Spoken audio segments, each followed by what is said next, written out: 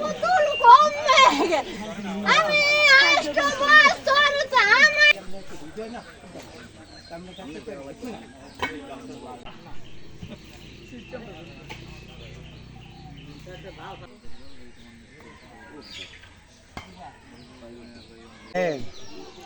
আমরা ছোটবেলা হইতে এমন যে ইতিহাস আর এত বড় অত পরিচয় জোর ওরা আমি আলকিতে 6 দিন গেছি 6 দিনই দেখি আমরা আমনের দেখই ভাই হাবিব গাইগো ওই রাস্তার ভিতরে বইয়া ওরা যে মদের বোতল লইয়া ওরা কয় আমরা খাইতে আসি আসছি। এরপর আমি একদিন কইলাম ওই ছেলেরে যে বেটা তোর বাবা মামুন মুন্সি যে এত বড় বেটা তোর এইটা ট্রেনিং মামুন মুন্সি মানুষ বুঝাইয়া নিজের সন্তান বুঝাইলে না কেন?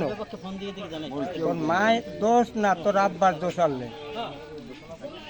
এইয়ার পর 7 দিন পরে আমি এই দুর্ঘটনা আমার নাতে শুনি।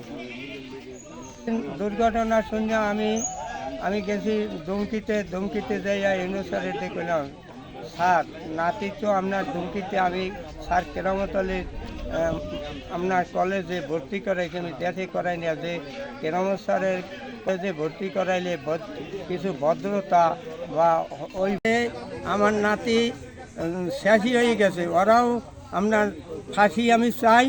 দেখা গেছে তার মায়ের সাথে কালকে শুনতে পারলাম যে মানে সে আত্মহত্যা করে ওই জেরেই মানে কিছু মানে লজ্জিত হয়ে মানে এই কারণ হয়েছে তা আমরা তাই যে এর সুষ্ঠু তদন্ত করে যে এর সুষ্ঠু বিচার এবং সিফাত মুন্সি এবং সাকিব মুন্সি দুজনেই আমাদের ডিএনএ টেস্ট শেষে তারা জেল হাজতে আছে।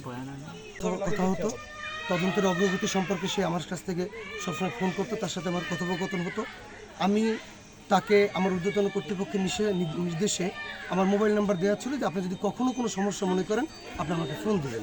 তারপরে জানেন যে লামিয়ার বাবা যেহেতু একজন জুলাই শহীদ, এই বিভিন্ন অফিসিয়াল কাজে লামিয়ার মা প্রায় ঢাকা যেত। এবারও লামিয়াকে নিয়ে লামিয়ার মা ঢাকা গিয়েছিল। তো লামিয়া কী কারণে আত্মহত্যা করেছে এর সুনির্দিষ্ট কোনো কারণ আমার জানা নেই। আপনাদের মতো আমিও গতকালকে জেনেছি যে সে ঢাকাতে আত্মহত্যা করছে, এ পর্যন্তই।